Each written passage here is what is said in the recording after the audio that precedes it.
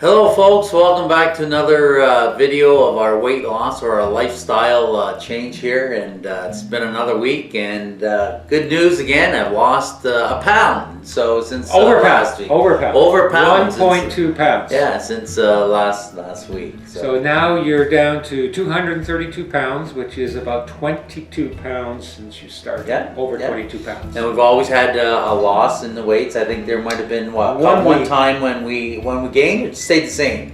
No, we gained a little bit, just a little bit. Right. Anyways, I specifically wanted to talk to Ken about a certain subject here that I was going through today.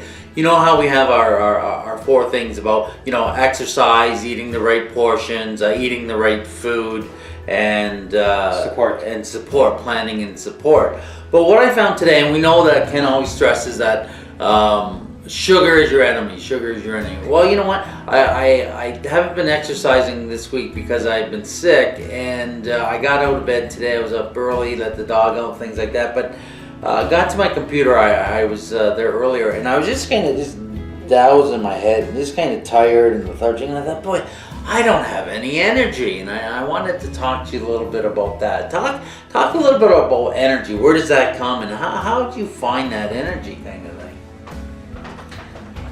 Well, your energy comes from food sources that are part of your body, and eating candy or some processed foods or some different foods, they'll load up your bloodstream very quickly with fuel. However, that fuel, it spikes, and then that fuel gets used up and it drops, and then you're going to feel a low. And what you want to do is to have slow burning things, and so you have a level of energy over a period of time. And you see, right now you're carrying a lot of fuel, and what your body needs to be able to do is to learn how to burn that fuel well. And I know that there are certain foods that your body will assimilate very quickly and pour the sugar, but then there's other foods that slower burning. I always use the analogy of a campfire. When you want to start a campfire, you don't start off with great big logs. Okay? You want to burn the logs. You want the kindling at the very beginning. And so when you do a workout, the first 15, 20 minutes, half an hour, sometimes as much as 45 minutes, that's like the kindling. You're using up your energy, and it's the stuff that your body can get at really quick. Now what you've got to teach your body to do is to get at those logs. You want to put logs on the fire to sustain energy over a long period of time. And your body will go through a series of fuels. Okay, and your blood sugar, that's one of the first that it'll go through. And then it'll burn fat, and it'll burn protein, and we don't want it to burn your muscle, but we want it to burn the fat. And so to get to that level, you have to be able to start burning those big logs. And so one of the things I wanted to talk to you about this week is, okay, you've been walking at probably a stroll. What you need to do now is to increase that level of energy to a point where your body will get used to burning the logs, and that'll provide you with more of a one of the things that happens is that as you demand more of your body, there are energy burning things in your muscle called mitochondria. They're in your muscle. If you have very little muscle, that means you have very little mitochondria.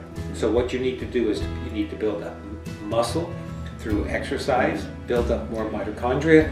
That's going to make more energy available to you. I've always thought that my philosophy was basically when I'm exercising, I know that you want me to work harder on the treadmill maybe, but my thing is that get going so you get used to that you're doing it in a routine. You got your routine down, you can do it, 5 or 6 days a week, you're there doing it, and then after you're there, then build up the speed or whatever. I think I'm still working on getting that routine out, especially when I've been sick the last couple of days, but maybe it's an excuse. But to a point that you made, Ken shared with me a video the other day where this fellow was 400 pounds. No, he was 600 pounds, and he lost 400 pounds in 4 years.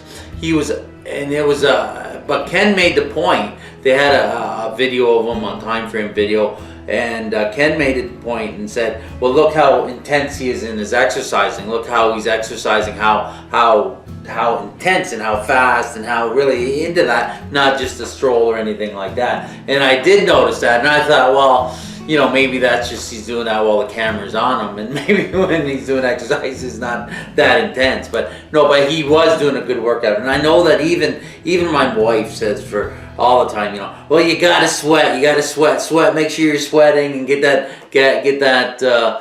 fat, burn that fat by sweating and everything. And I guess do you gotta sweat when you're working out, Ken? Oh yeah. I like the elliptical machine because it's low impact, and for 45 minutes I have a good workout.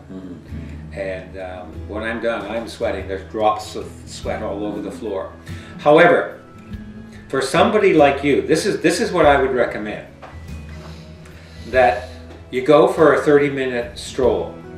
Somewhere in that 30 minutes, you may start off with just one place and then do 2 places, but you really walk at a brisk pace for 1 minute, and then go back to a stroll, and then do that for a few days, and then maybe increase it to 2 times during a 30-minute walk, where you go for, like, it's called interval training. I can remember I was in a half marathon, and I had never experienced this before, but I was going along, and then all of a sudden there was about 15 people all around me, and all of a sudden their watches went. They had been running for 7 minutes. They had trained their bodies now. They were going to walk for 1. And they all stopped.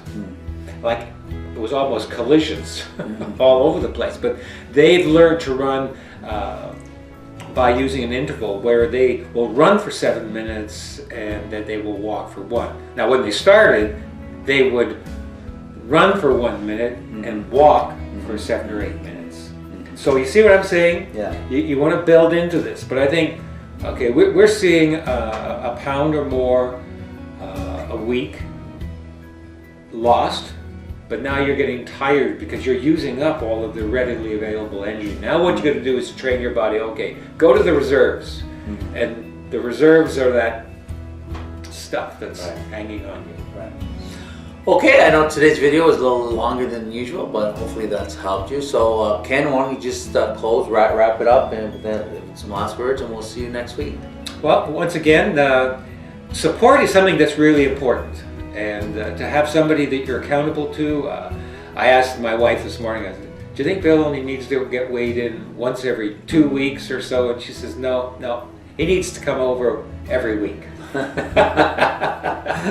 It's called accountability. But you know what? We did the math too.